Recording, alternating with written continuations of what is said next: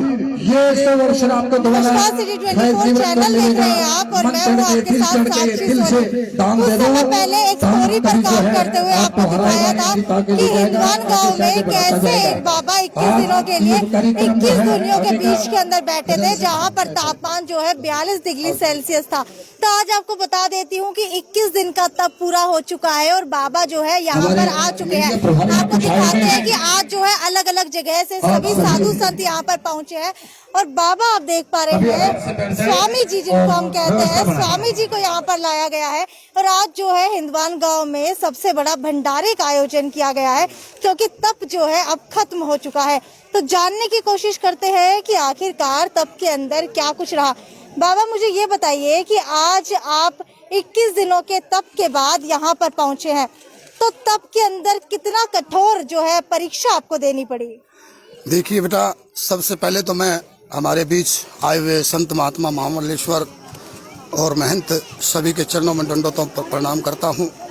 दूसरा, मैं आप शायद पहले भी आए थे तो पहले मैंने आपके सामने कुछ कंडीशन बताई थी कि वो मैं पूर्ण करवाऊंगा और वो मेरी पूर्ण हुई है। मैंने आपको कहा था कि जलधारा जो है इंद्र भगवान करेगा, तो वो मेरी पुकार पूरी हो गई। दूसरा, मैंने बताया था कि पात्र पूरा घी का भरेगा, वो भी हमारा भर गया है। तीसरा, हमारी गौशाला के लिए, गौ माता के लिए जो प्रयास मैंने किया है वो भी हमारा फूलना शुरू हो गया है।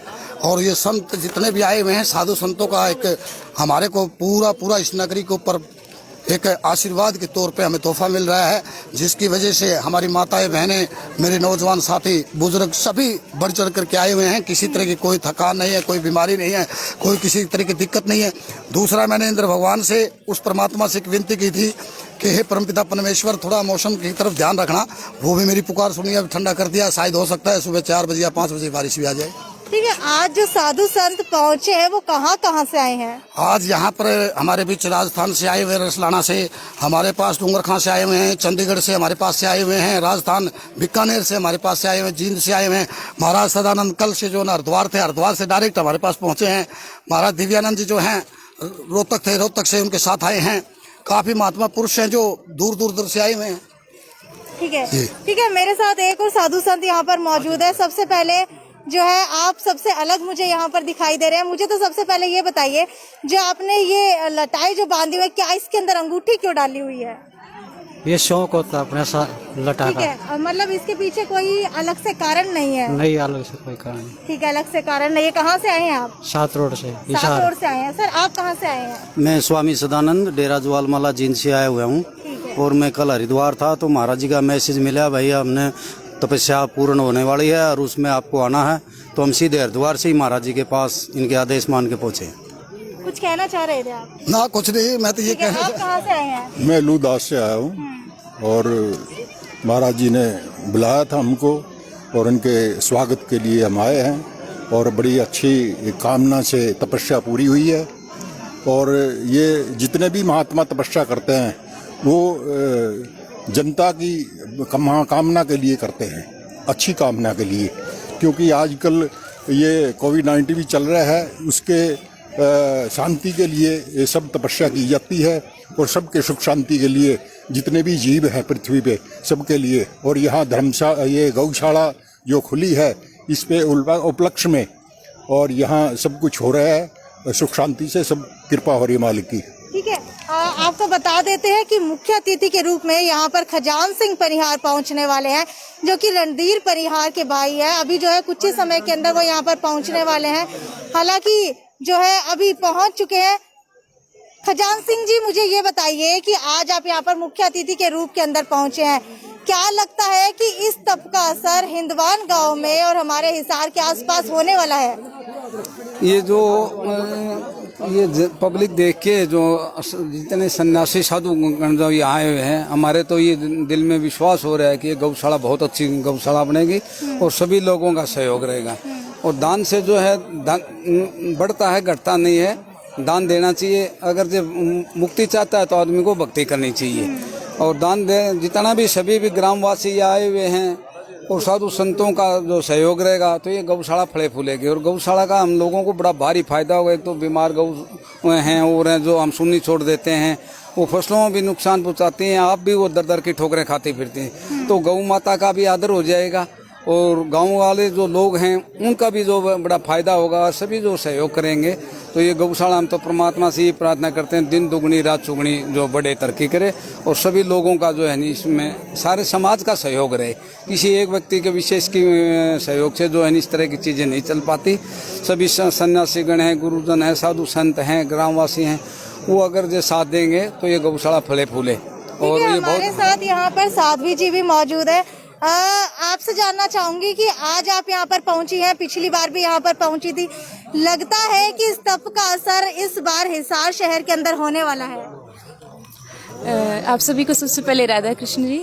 और तपस्या वास्तव में सारे समाज के लिए ही की जाती है। देखिए, तपस्या का अर्थ ये नहीं है कि सिर्फ साधु केवल अपनी आत्मसंतुष्टि के लिए करता, नहीं, वो सारे समाज के कल्याण के लिए, गौ माता की सेवा के लिए और हमारे समाज के लिए है। और इस तपस्या को आप अपनी आंखों से देखेंगे, पूरा समाज, हमारा पूरा गाँव अभी बीमारी से भी मुक्त है और गौ माता की सेवा हो रही है, तो हम कह सकते हैं कि बहुत अच्छा समाज के ऊपर प्रभाव पड़ेगा। ठीक है, हमारे साथ महाराज जी भी मौजूद है। पिछली बार जब हम आए थे, महाराज जी कहीं ना कहीं जो है बता नहीं पाई थी हमें, लेकिन आज मुझे लगता है मूड ठीक है महाराज जी का, तो आज मुझे बताने वाली है। महाराज जी, मुझे ये बताइए कि हर बार यहाँ पर 21 दिनों का तप होता है, इसके पीछे का ऑब्जेक्टिव क्या रहता है? 10 बजे धमाका होगा, बता दो, बढ़िया गौशाला के लिए। पहले तो आदेश बाबा जियों को जी। ऐसा है बेटा, साधु का काम है साधना करना और तप करना, जप करना, पर स्वार्थ के लिए साधु साधना करता है, अपने लिए नहीं। ये 21 दिन में जो साधना की है, हमारी जो नगरी है, इस नगरी के लिए किया है हमने सब कुछ, और चाहते हैं कि जब तक इस शरीर के अंदर रहे तब तक ये तप करते रहे और इन्हीं के लिए करते रहे। और इससे ज्यादा तो मैं क्या कहूँ। तो लगता है कि इस बार इस तप का असर हिंदवान गांव के अंदर बहुत ज्यादा होने वाला है। हाँ, हिंदवान गांव में भी, नजदीक जितने भी गांव हैं सभी पर ही प्रभाव पड़ा है इस चीज का, क्योंकि तप एक चीज ही ऐसी है, क्योंकि तप करना बहुत ही मुश्किल और बहुत ही कठिन है। और जो कि अब हमारे महाराज जी ने जो अब करे है, आज ये संपूर्ण हुआ है, सारी नगरी खुश है, सभी प्रसन्न है। आज संपूर्ण होने के ऊपर आज यहाँ पर किस किस तरीके का आयोजन किया गया है? अब जैसे कि अब संत सम्मेलन है और रात को सत्संग है, दिन में अब भंडारा है। हाँ, ये सब कुछ चलता रहेगा। ठीक है, गौशाला को लेकर के क्या कुछ नया किया जा रहा है? गौशाला को अब रात को ऐलान होगा, देखो बाबा जी की क्या कृपा होगी। अच्छा, क्या करेंगे वो तो वही जानते हैं। ठीक है, अभी जो है यहाँ पर पूरा का पूरा कार्यक्रम चल रहा है, लोग आ रहे हैं, बाबा जी के दर्शन करने के लिए आ रहे हैं। ये सभी लाइव तस्वीरें हम आपको हिंदवान गांव से दिखा रहे हैं। चाहूंगी कैमरामैन से कि हर एक पल जो है दिखाया जाए, जो भी चीजें यहाँ पर है वो सारी की सारी कैप्चर की जाए। हेलो, बोलिए सदगुरुदेव महाराज की। देखिए, आज के हमारे मुख्य अतिथि महोदय आ चुके हैं और बाबा जी का मुख्य अतिथि महोदय रात को 10 बजे आएगा। और एक मैसेज दिया है कि गुरु महाराज ने कि बढ़िया धमाका जिसको बहुत है गौशाला के लिए, मेरी गौशाला के लिए मेरी नगरी बड़ी बेचैन है कि गौशाला नहीं बन रही है, बाबा जी गौशाला नहीं बन रही है। मैंने बाबा जी का फैक्स लगाया था कि बाबा जी हमारी गौशाला नहीं। बाबा जी ने तुरंत उस लेटर का जवाब देके भेजा है कि सुगंतला नाम की कोई औरत आएगी या उसके साथ कोई परिवार आएगा और इस गौशाला को अकेले बनाने का मायदा रखती है। बोलिए सदगुरुदेव महाराज की।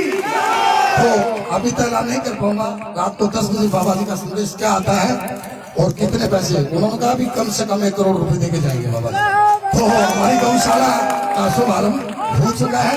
इन संतों का आशीर्वाद इस धरती पर, इस धरती को कुंभ नहीं महाकुंभ बना दिया गया है। इन संतों ने एक अच्छा सरोवर यहाँ तैयार किया गया है, जिस सरोवर में किसी तरह की भी कोई भी बीमारी, खाज खुजली जैसे कोई दिक्कत है, मेरी माताओं बहनों को किसी को भी वो जल से स्नान करें और उस रोग से मुक्त पाए। ये बाबा जी का संदेश है।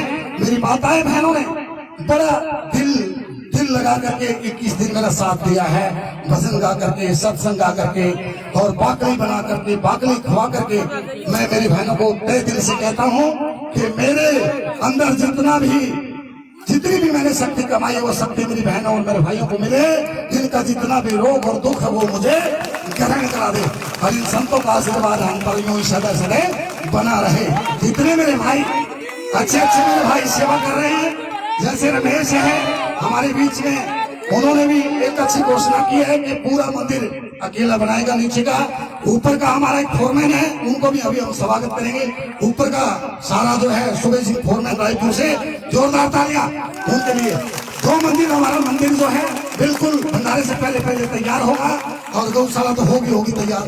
अगली वर्ष आप आओगे तो आपको यहाँ भिन्न बाजार का वो मेले का आनंद मिलेगा और महाराजियों का आशीर्वाद मिलेगा आपको। ठीक है, बाबा जी की तरफ से एक मंदिर और गौशाला बनाने का ऐलान कर दिया गया है और गौशाला बनाने को लेकर के उन्होंने कहा है कि एक शकुंतला नाम की औरत अपने परिवार के साथ यहाँ पर आएगी और 1 करोड़ रुपए का दान दे करके जाएगी। अब देखने वाली बात ये होगी कि क्या उनकी जो धारणा है, जो उन्होंने सोचा है, क्या वो पूर्ण रूप से पूर्ण हो पाएगा। मेरे साथ यहाँ पर प्रधान जी मौजूद है।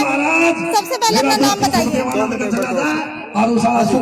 सबसे पहले तो मेरे सभी ग्रामवासियों को मेरे तरफ से राम राम। सबसे पहले मेरे सभी ग्रामवासियों को राम राम, मेरे देशवासियों को राम राम। उसके बाद हमारे सभी ग्रामवासियों का महाराज जी के चरणों में आशीर्वाद है, महाराज जियों का गौशाला के लिए और ग्रामवासियों के उद्यान के लिए। महाराज जी 21 दिन की तपस्या की है और 5 महीने 21 दिन से महाराज जी अटूट तपस्या कर रहे हैं।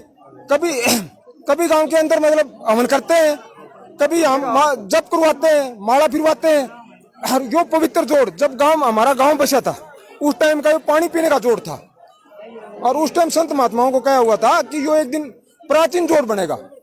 आज यो जोड़ प्राचीन है, इसके अंदर खाज, खुजली, फुंसी, फोड़ा, जो भी कोई बीमारी है वो सब ठीक हो रही है। अच्छा, उसके बाद महाराज जी के आशीर्वाद हुए हैं कि इसके अंदर आओ, इसका घाट बनेगा, एक दिन वो सरोवर बन जाएगा कि इसके अंदर कोई भी आके डुबकी लगाओ, कैंसर तक की बीमारियां कटेंगी। ठीक है, गांव के सरपंच से बात कर लेते हैं। सरपंच जी कहाँ पर है? ठीक है, सरपंच जी बहुत बहुत नमस्कार आपको। नमस्कार। ठीक है, मुझे ये बताइए कि बाबा जी ने तप करके एक गौशाला का और मंदिर निर्माण का फैसला किया है और घोषणा भी कर दी है, तो इसके अंदर आपका कितना सहयोग मिलने वाला है? हमारा सहयोग तो जी पंचायत का था, शुरुआत कर दी हमने। अब महाराज जी स्वामी सुखदेवानंद महाराज जी के आशीर्वाद से और आसपास की कमेटी से और सभी के सहयोग से गौशाला का संचालन जारी है जी। पहले हमने अखाड़े का ये वो किया है जी, अखाड़े का निर्माण हो रहा है। यहाँ जो भी श्रद्धालु आता है वो गौशाला में अपनी जो भी सहायता वो करता है और हमारा अखाड़ा और गौशाला दोनों का संचालन है जी। और देख रहे हो आप, कुंभ का काम हो रहा है जी। ठीक है, मंदिर का निर्माण कहाँ पर किया जाएगा? जी, मंदिर का निर्माण कहाँ पर किया जाएगा? मंदिर का निर्माण ये गौशाला के लिए अखाड़े के रूप में 1 एकड़ जमीन पंचायत ने अखाड़े को दी है और 6 एकड़ जमीन गौशाला को दी है। तो 6 एकड़ के अंदर गौशाला बन रही है और 1 एकड़ के अंदर अखाड़े का निर्माण जारी है। ठीक है, तो मंदिर का निर्माण यही होगा जी। तो आपको क्या लगता है इस तप का कितना असर आपके हिंदवान गांव में पड़ने वाला है? तप का तो जी संतों का आशीर्वाद हमारे गाँव को मिला है। संतों का आशीर्वाद हमारे गाँव को मिल रहा है और इसका रिजल्ट देख रहे हो जी, सारी नगरी खुश है जी। बिल्कुल। स्वामी जी पहुँचे हैं, उनके तप से हर एक बंदा खुश है, हर एक का जो रोम रोम है वो खिल उठा है, हर कोई शांति महसूस कर रहा है। कुछ और लोगों से भी बात करेंगे कि आखिरकार उनका क्या कहना है इस तप के बारे में। ये सीधा मैं आपको हिंदवान गांव से तस्वीरें दिखा रही हूँ, जहाँ पर लगातार जो है लोग आ रहे हैं स्वामी जी का आशीर्वाद लेने के लिए। लोग आ रहे हैं, कुछ लोग भी मेरे साथ यहाँ पर मौजूद है जो लगातार उनका आशीर्वाद देने के लिए आ रहे हैं। फेरी लगाने के लिए लोग वहाँ पर। मुझे ये बताइए, फेरी का क्या महत्व है? मनोकामना पूरी। अच्छा, अपनी मनोकामना पूरी करने के लिए सारे गाँववासी वहाँ पर फेरी लगाने के लिए जा चुके हैं, जहाँ पर बाबा इतने टाइम से जो है तप कर रहे थे। उसी जगह के ऊपर बाबा जो है बाबा तो उठ चुके हैं वहां से, लेकिन जो लेडीज है वो वहां पर फेरी लगाने के लिए लगातार जा रही है। आप लोग देख पा रहे हैं, हालांकि भीड़ कितनी ज्यादा है यहाँ पर। फेरी लगाने के लिए वो एक जगह चुनी गई है जहाँ पर फेरी लगाई जाती है और यही वो जगह है, यही वो तालाब है जहाँ पर सारे के सारे चर्म रोग नष्ट हो जाते हैं इसके अंदर नहाने से। हालांकि बाबा जी ने बोला है कि अपनी तप की वजह से ही उनको कुछ ऐसा प्रतीत हुआ है कि इस गांव के अंदर जो ये तालाब है इसकी मिट्टी के अंदर नहाने से सारे चर्म रोग ठीक हो जाएंगे। इसीलिए यहाँ पर जो महिलाएं आए हैं, यहाँ के जो लोग हैं वो आते हैं और इस तालाब के अंदर नहाते हैं। हालांकि अभी जो है 21 दिन का तप पूरा हो चुका है, बाबा जी उठ चुके हैं। बहुत बड़ा भंडारा आज हिंदवान गांव के अंदर लगाया गया है। और अगर बाबा जी की बात की जाए तो बाबा हर साल, जी हाँ, हर साल कष्ट निवारण के लिए 21 दिनों के लिए तप के ऊपर बैठते हैं। यहाँ पर लोग भी आप देख पा रहे होंगे कि लगातार आ रहे हैं। अभी आपको दिखाते हैं तस्वीरों के अंदर आखिरकार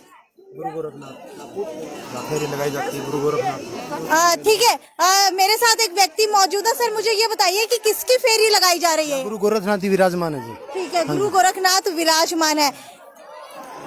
तो यहाँ पर सिर्फ महिलाएं ही फेरी लगाती हैं या फिर पुरुष भी आते हैं? जेंट्स भी लगाते हैं सर, दोनों लगाते हैं।